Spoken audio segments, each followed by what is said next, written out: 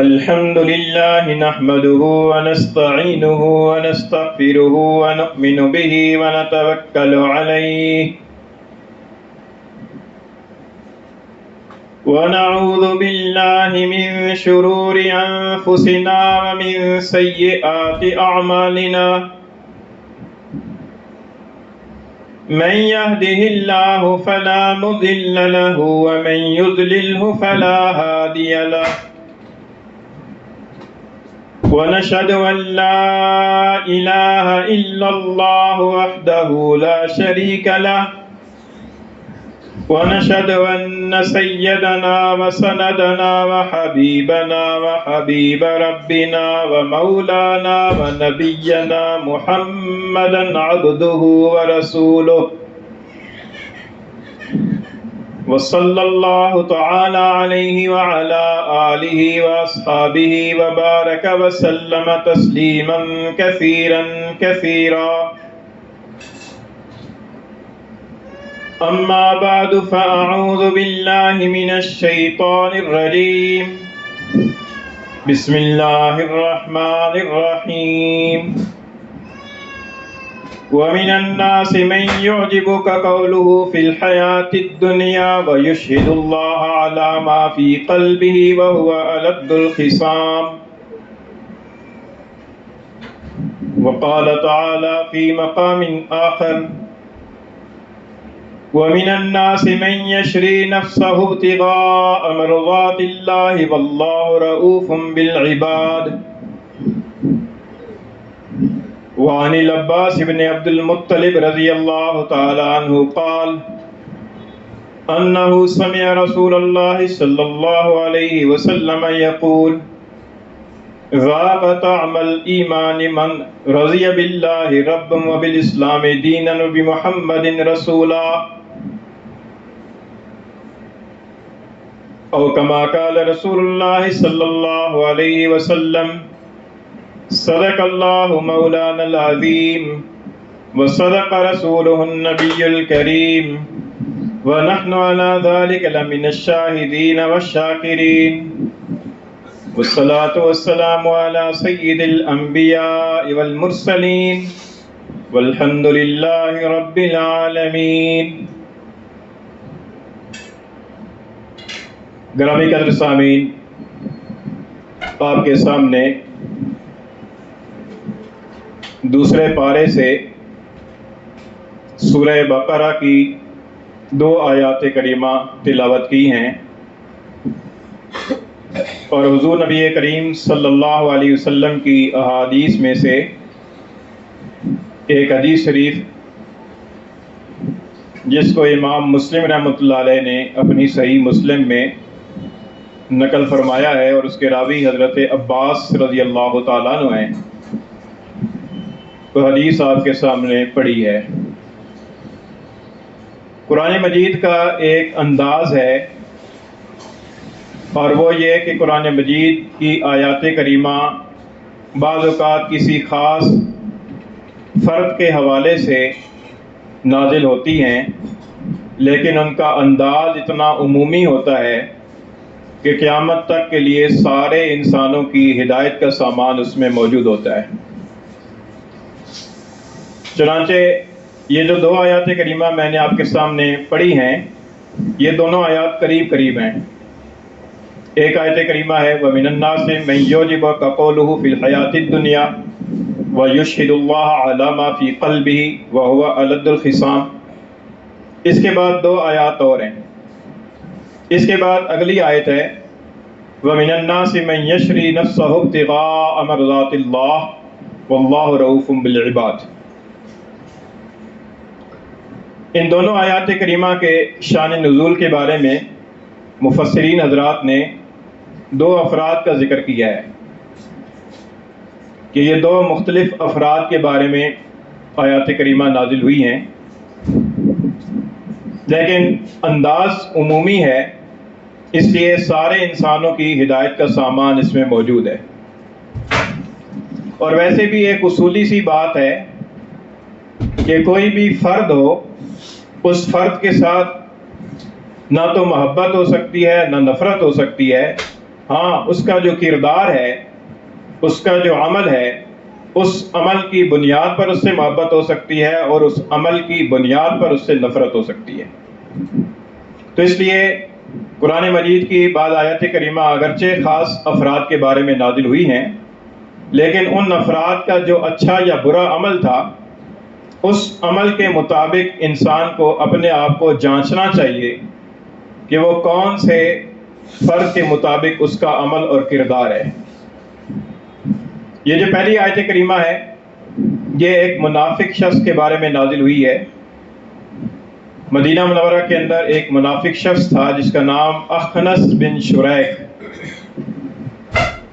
یہ آدمی حضور نبی کریم صلی اللہ علیہ وسلم کی خدمت میں آتا تھا اور آپ کے قریب ہو کر بیٹھنے کی کوشش کرتا تھا اور آپ سے انتہائی اپنا اخلاص ظاہر کرنے کی کوشش کرتا تھا اور بڑی اچھی اچھی چکنی چپڑی باتیں کرتا تھا۔ حضور نبی کریم صلی اللہ علیہ وسلم کو بھی اس کی باتیں اچھی لگتی تھیں، لیکن یہ اندر سے کافر تھا، اندر سے اسلام کا اور مسلمانوں کا دشمن تھا۔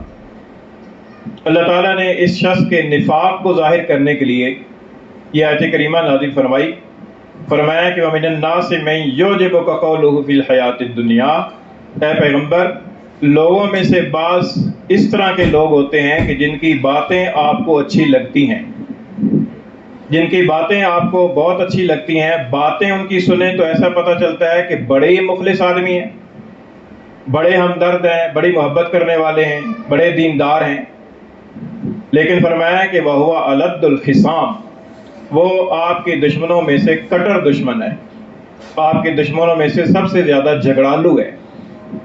چنانچہ اگلی دو آیات کریمہ کے اندر اس کے کردار کے بارے میں بتایا گیا۔ اس کا کردار یہ ہے کہ جب آپ کی مجلس سے اٹھ کر جاتا ہے تو مسلمانوں کو نقصان پہنچانے کی کوشش کرتا ہے، ان کے جانوروں کو مار ڈالتا ہے، ان کی فصلوں کو آگ لگا دیتا ہے اور بربادی مچا دیتا ہے، لیکن آپ کی خدمت میں آتا ہے تو بڑی میٹھی اور بڑی اچھے طریقے سے پیش آتا ہے، بڑی اچھی باتیں کرتا ہے، پتہ چلتا ہے کہ بڑا مخلص آدمی ہے۔ یہ ایک کردار ہے۔ اس کردار کے افراد ہمارے معاشرے کے اندر بھی موجود ہیں۔ اس میں دوسرے کو اس پیمانے کی پر جانچنے کی بجائے اپنے آپ کو دیکھا جائے کہ ہم کہیں اس کردار والے تو نہیں ہیں کہ تقریریں اور تحریریں اور وعظ و نصیحت اور باتیں یہ تو بڑی عمدہ ہوں، لیکن کردار کے اعتبار سے بالکل زیرو اور صفر ہوں۔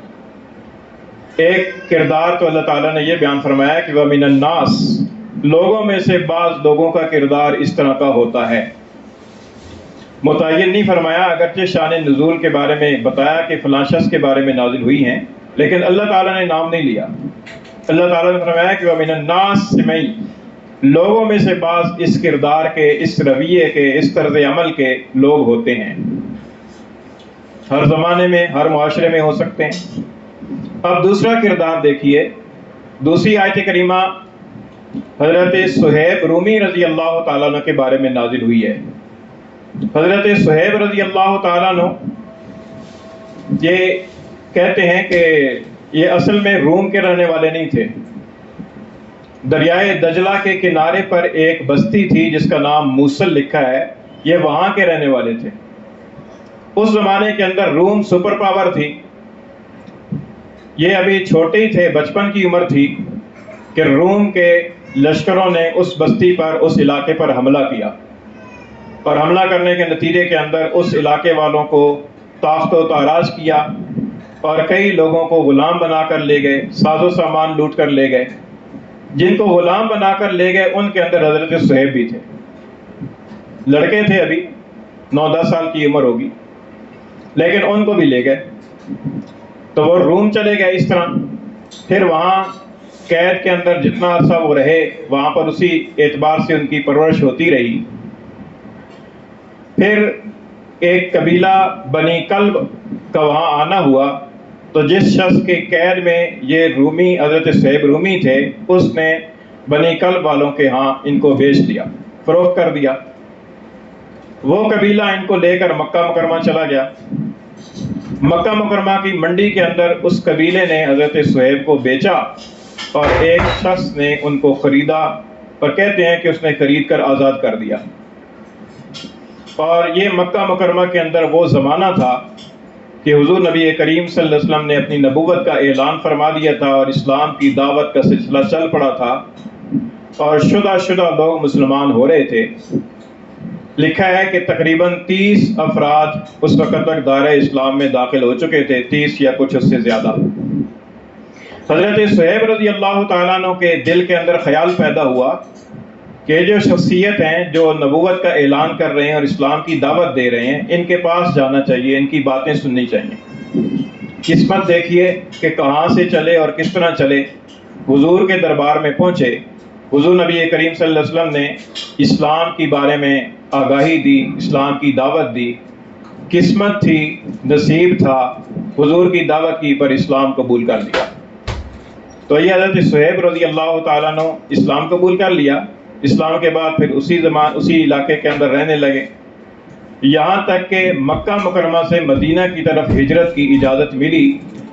تو حضور نبی کریم صلی اللہ علیہ وسلم اور صحابہ کرام مکہ سے مدینہ کی طرف کچھ افراد ہجرت کرنے شروع ہو گئے۔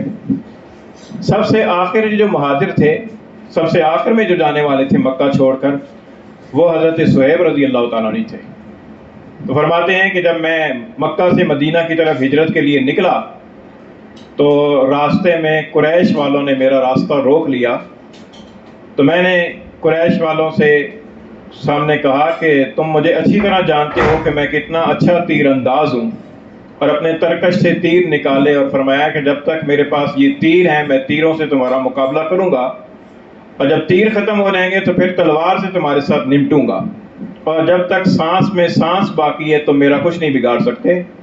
اور فرمایا کہ ہاں اگر تمہیں مال چاہیے تو میں اپنے مال کا پتہ تمہیں بتا دیتا ہوں کہ مکہ مکرمہ کے اندر کس جگہ میں نے مال چھپایا ہے، وہ مال وہاں سے جا کر لے لو اور میرا راستہ چھوڑ دو۔ چنانچہ قریش اس بات پر آمادہ ہو گئے، انہوں نے کہا کہ ٹھیک ہے، مال کا پتہ بتا دیں۔ پتہ بتا دیا اور انہوں نے راستہ چھوڑ دیا۔ حضرت صہیب رضی اللہ تعالیٰ عنہ مکہ مکرمہ سے ہجرت فرما کر مدینہ منورہ پہنچے تو حضور نبی کریم صلی اللہ علیہ وسلم کی خدمت میں حاضر ہوئے تو آپ نے فرمایا کہ ربح البیع ابا یحییٰ، ربح البیع ابا یحییٰ، ابو یحییٰ ان کی کنیت ہے۔ فرمایا کہ ابو یحییٰ نے بڑا اچھا سودا کیا ہے، ابو یحییٰ کی تجارت بڑی نفع مند ہوئی۔ اور پھر حضور نے یہ آیت کریمہ تلاوت فرمائی، وَمِنَ النَّاسِ مَن يَشْرِي نَفْسَهُ ابْتِغَاءَ مَرْضَاتِ اللَّهِ، لوگوں میں سے بعض اس کردار کے لوگ ہیں کہ جو اللہ کی رضا حاصل کرنے کے لیے اپنی جان تک کا سودا کر دیتے ہیں، اپنی جان تک کو بھی بیچ دیتے ہیں۔ واللہ رؤوف بالعباد، اور اللہ تعالیٰ اپنے بندوں کی پر شفیق ہے۔ تو یہ آیت کریمہ حضرت صہیب رضی اللہ تعالیٰ کے بارے میں نازل ہوئی۔ حضرت صہیب رضی اللہ تعالیٰ عنہ بڑے جلیل القدر صحابی تھے، اسلام کے ابتدائی زمانے کے اندر اسلام قبول کرنے والے تھے۔ حضرت عمر فاروق اعظم رضی اللہ تعالیٰ عنہ آپ کے ساتھ بڑے اچھا گمان رکھتے تھے، یہاں تک کہ حضرت عمر رضی اللہ تعالیٰ نے وصیت فرمائی کہ میرا جنازہ صہیب رومی پڑھائے گا۔ چنانچہ فاروق اعظم رضی اللہ تعالیٰ کا جنازہ حضرت صہیب رومی رضی اللہ تعالیٰ نے پڑھایا ہے۔ اور حضرت عمر نے وصیت فرمائی کہ جب تک میرے بعد کسی خلیفہ کا تعین نہیں ہو جاتا اس وقت تک یہ صہیب میرے مصلی پر کھڑے ہو کر نماز پڑھائے گا۔ چنانچہ چند دن حضرت صہیب رضی اللہ تعالیٰ نے فاروق اعظم کی شہادت کے بعد مسجد نبوی کے اندر امامت بھی فرمائی۔ حضرت صہیب رضی اللہ تعالیٰ نے سن 38 ہجری کے اندر 72 سال کی عمر میں وفات پائی، اور مدینہ منورہ کا جو مشہور قبرستان جنت البقیع ہے اس کے اندر مدفون ہوئے۔ تو خیر یہ عرض کر رہا تھا کہ یہ آیت کریمہ حضرت صہیب کے بارے میں نازل ہوئی، لیکن حضرت صہیب کا بھی نام اللہ تعالیٰ نے نہیں لیا۔ اللہ تعالیٰ نے فرمایا کہ وَمِنَ النَّاسِ مَن يَشْرِي نَفْسَهُ ابْتِغَاءَ مَرْضَاتِ اللَّهِ، کہ لوگوں میں سے بعض لوگ اس کردار کے ہوتے ہیں کہ وہ اپنے جان کا سودا کر لیتے ہیں، اپنی جان کو بیچ ڈالتے ہیں، لیکن اللہ تعالیٰ کی رضا کو نہیں چھوڑتے۔ اپنے مال تو کیا جان تک کی پرواہ نہیں کرتے، لیکن اللہ تعالیٰ کی رضا کو ہاتھ سے نہیں جانے دیتے، اس لیے کہ اللہ تعالیٰ کی رضا ہماری زندگی کا مقصود ہے۔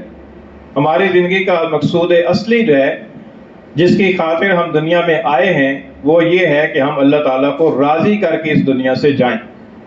اور جس وقت ہماری وفات کا وقت آئے تو اس وقت اللہ تعالیٰ ہم سے راضی ہوں. یہ رضا حاصل کرنا، رضا الہی کا حصول، یہ ہماری زندگی کا مقصود ہے.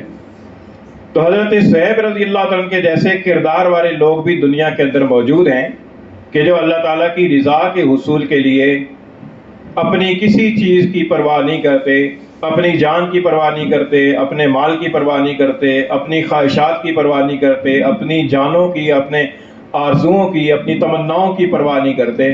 اللہ تعالیٰ کی رضا کے حصول کے لیے جتنا کچھ انہیں دینا پڑتا ہے وہ سب کچھ دے دیتے ہیں، اور سب کچھ دینے کے بعد بھی وہ کہتے ہیں کہ حق ادا نہیں ہوا.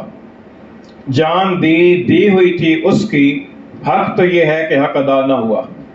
بعض لوگ تو اس کردار کے ہیں کہ وہ اپنی جان کی قربانی دے کر بھی کہتے ہیں کہ حق ادا نہیں ہوا، اور بعض لوگ اس کے برعکس ایسے کردار کے ہیں کہ چھوٹا سا عمل کر لیں گے تو اس کو گنتے رہیں گے، اس کو بتاتے رہیں گے. آج میں نے تہجد پڑھی ہے، اس کو بتاتے رہیں گے. اتنے حج ہم نے کیے ہوئے ہیں، اس کو بتاتے رہیں گے. اتنی دفعہ عمرے پر گئے ہیں، بتاتے رہیں گے. اتنی کتابیں لکھی ہیں، بتاتے رہیں گے. ہمارے حلقہ ارادت کے اندر اتنے مریدین ہیں، وغیرہ وغیرہ.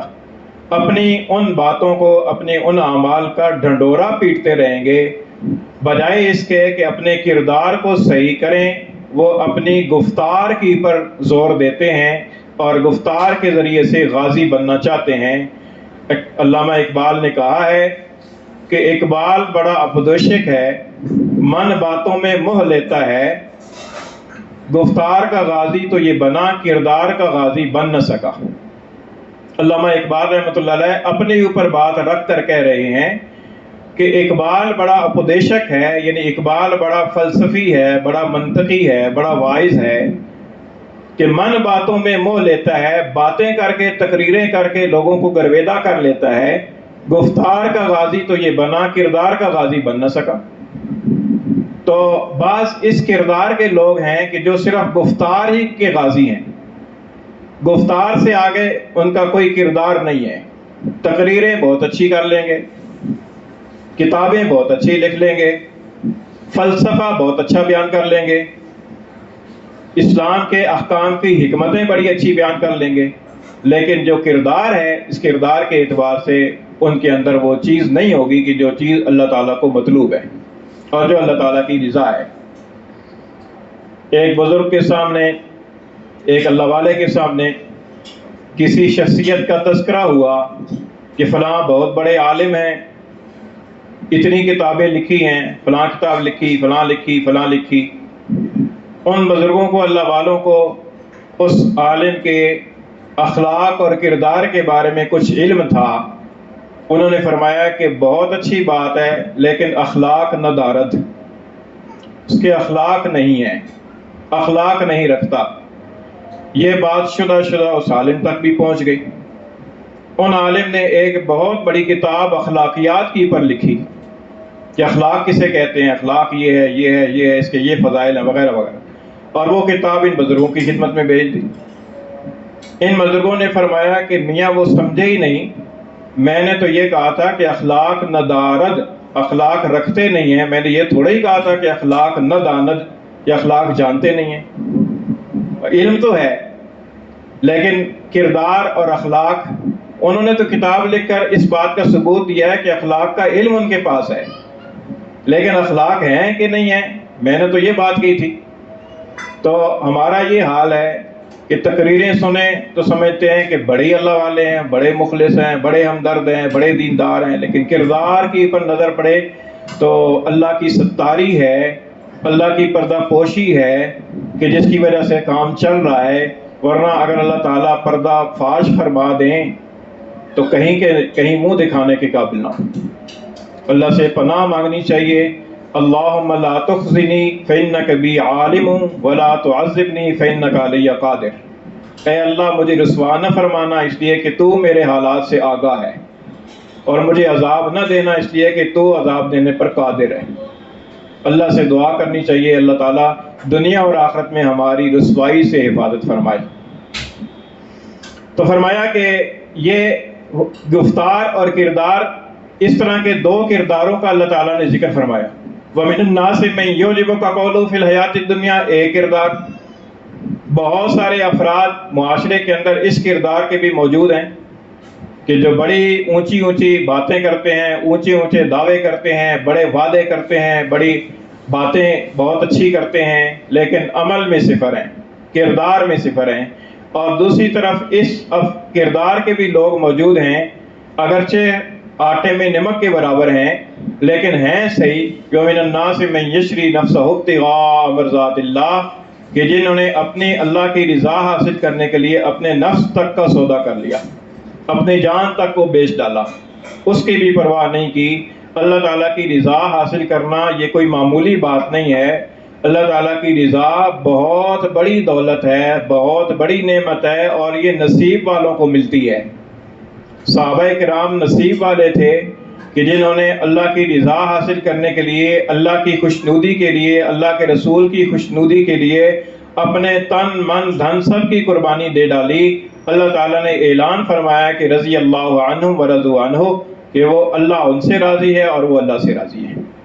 تو یہ اللہ تعالیٰ کی رضا جو ہے یہ بہت بڑی نعمت ہے۔ صحابہ کرام کا تو اتنا اللہ تعالیٰ کیا مقام ہے کہ جس صحابی کا نام لیں ساتھ ہی رضی اللہ عنہ کا جملہ دعائیہ زبان سے نکلتا ہے، یہ ان کا ایک شعار ہے۔ اور اللہ تعالیٰ کی رضا کتنی بڑی نعمت ہے۔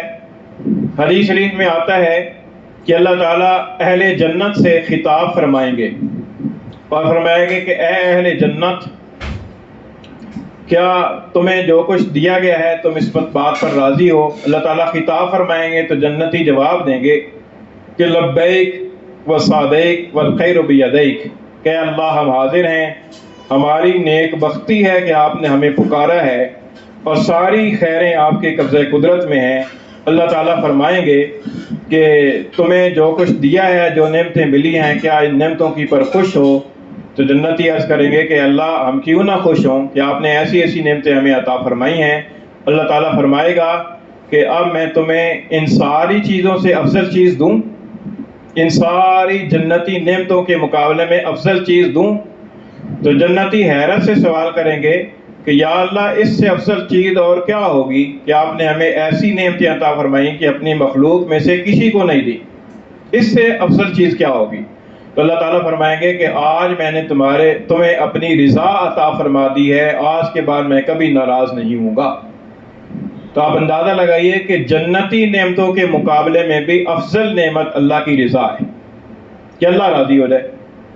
اور دنیا کے اندر ہم اس لیے بھیجے گئے ہیں کہ ہم اللہ تعالیٰ کو راضی کریں، اور دنیا کے اندر ہم ہر کام سے اللہ تعالیٰ کو راضی کر سکتے ہیں، بشرطے کہ وہ کام اللہ کی رضا کی نیت سے کریں اور اللہ کی بتائے ہوئے طریقے کے مطابق کریں، تو اس کے ذریعے سے ہم اللہ تعالیٰ کو راضی کر سکتے ہیں۔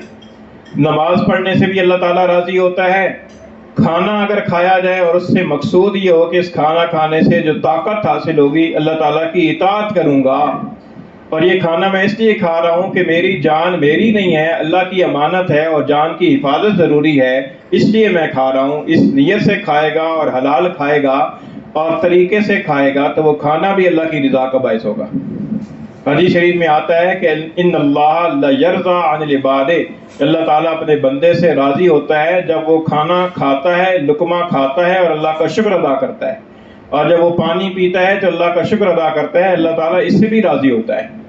اور جب آدمی سوتا ہے تو سوتے وقت میں اگر یہ نیت کر کے سوئے کہ اس لیے سو رہا ہوں تاکہ طبیعت میں تازگی پیدا ہو جائے اور پھر اللہ تعالیٰ کی اطاعت اچھے طریقے سے کر سکوں، تو یہ سونا بھی اللہ تعالیٰ کی رضا کا باعث ہوگا۔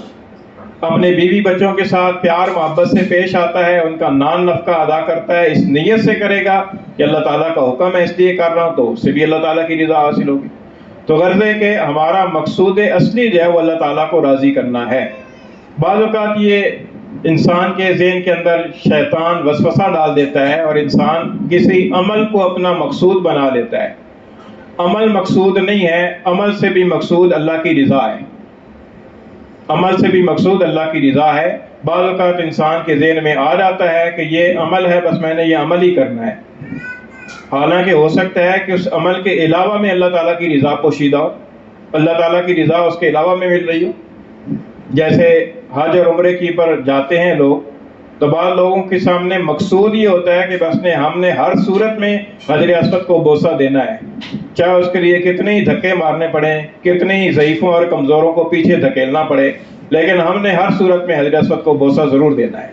تو اب حجر اسود کو بوسہ دینے سے مقصود کیا ہے بھائی؟ اگر اللہ کی رضا مقصود ہے تو ہو سکتا ہے کہ اللہ کی رضا نہ دینے میں حاصل ہو، کہ اس وقت حالات ایسے ہیں کہ اس وقت اللہ تعالیٰ کی رضا اس میں ہو کہ وہاں پر نہ دیا جائے بوسہ۔ جیسا کہ حضور نبی کریم صلی اللہ علیہ وسلم صحابہ کرام کے ساتھ عمرے کا احرام باندھ کر تشریف لائے اور حدیبیہ کے مقام پر کافروں نے آپ کو روک لیا، تو اس وقت جب حضور نبی کریم صلی اللہ علیہ وسلم نے صحابہ سے فرمایا کہ حلق کرا کر اپنی قربانیاں ذبح کر کے اور احرام کھول دو، تو بعض صحابہ کرام کو یہ بات بہت شوق گزری کہ ہم اتنے شوق کے ساتھ آئے ہیں، اتنی تمنا لے کر آئے ہیں، لیکن بالآخر حضور کی بات ماننی پڑی، کیونکہ اب رضا اسی میں تھی، رضائے الہی اسی میں تھی کہ واپس جایا جائے۔ تو رضائے الہی مقصود ہے، عمل مقصود نہیں ہے۔ تو اس لیے یہ ذہن میں رکھنا چاہیے۔ بعض اوقات انسان کے ذہن میں آتا ہے کہ بس میں نے اگلی صف میں پہنچنا ہی ہے ہر صورت میں، حالانکہ ہو سکتا ہے کہ رضائے الہی اس وقت اگلی صف میں نہ پہنچنا ہو، کہ اگلی صف میں پہنچے گا تو اگلی صف والوں کو تکلیف دے گا، تو اس سے بہتر ہے کہ تکلیف نہ دے اور پیچھے بیٹھے۔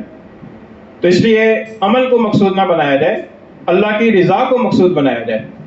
ایک بزرگ کا، ایک عالم کا واقعہ ہے، بہت بڑے عالم ہیں ماشاءاللہ، انہوں نے بڑی کتابیں لکھی۔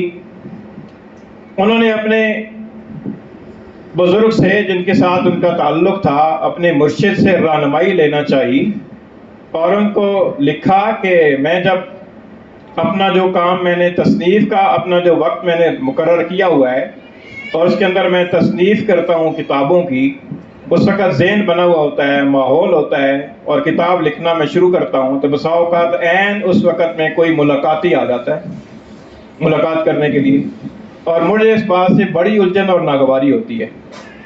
تو ان بزرگوں نے پوچھا، یہ بتائیے کہ آپ کی تصنیف لکھنے سے آپ کا مقصود کیا ہے؟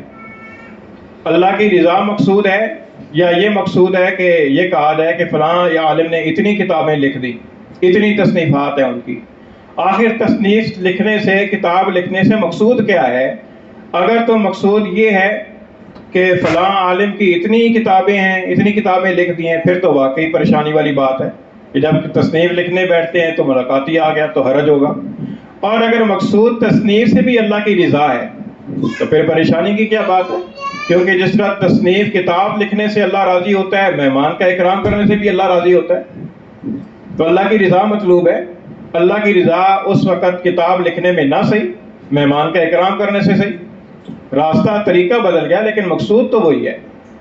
تو اس لیے بعض اوقات یہ ہوتا ہے کہ انسان کسی عمل کو مقصود بنا لیتا ہے اور اس عمل کے چھوٹنے کی پر سمجھتا ہے کہ اللہ کی رضا چھوٹ گئی، حالانکہ اللہ کی رضا کو مقصود بنانا چاہیے۔ اور اللہ کی رضا جو ہے نا، بعض اوقات اسی میں ہوتی ہے کہ آدمی اس کے ساتھ رہے، اور بعض اوقات عمل جو ہے نا انسان نہیں کرتا ہے لیکن اللہ تعالیٰ راضی ہو جاتا ہے، اور بعض اوقات عمل کرتا ہے لیکن اللہ تعالیٰ کی رضا حاصل نہیں ہوتی۔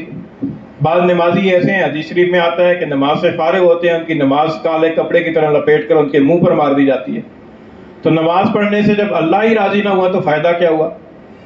نماز پڑھنے سے بھی مقصود اللہ تعالیٰ کی رضا ہے۔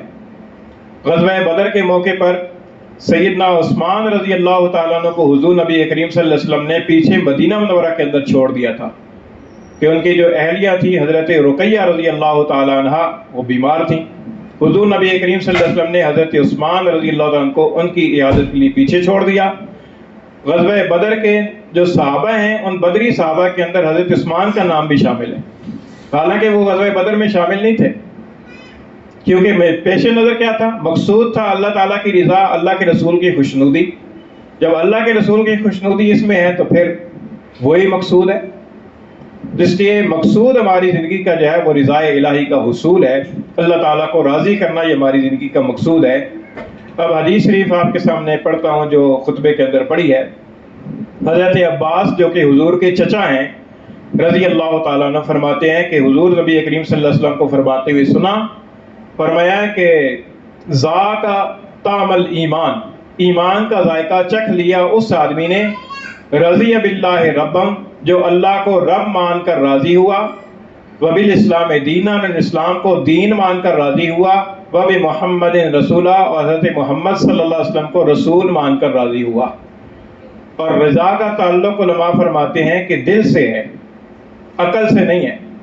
बाज़ औक़ात इंसान अकली तौर पर किसी काम को मुफीद समझता है, करता है, लेकिन दिल उस पर राज़ी नहीं होता, और रज़ा का ताल्लुक़ दिल से है। इसलिए हुज़ूर ने ज़ाका का लफ़्ज़ इरशाद फरमाया। तो आज हम अकली तौर पर, ज़हनी तौर पर, मौरूसी तौर पर, रस्मी तौर पर तो मुसलमान हैं, लेकिन अल्लाह के रसूल के साथ वारफ्तगाना जो ताल्लुक़ है वो हमारा नहीं है।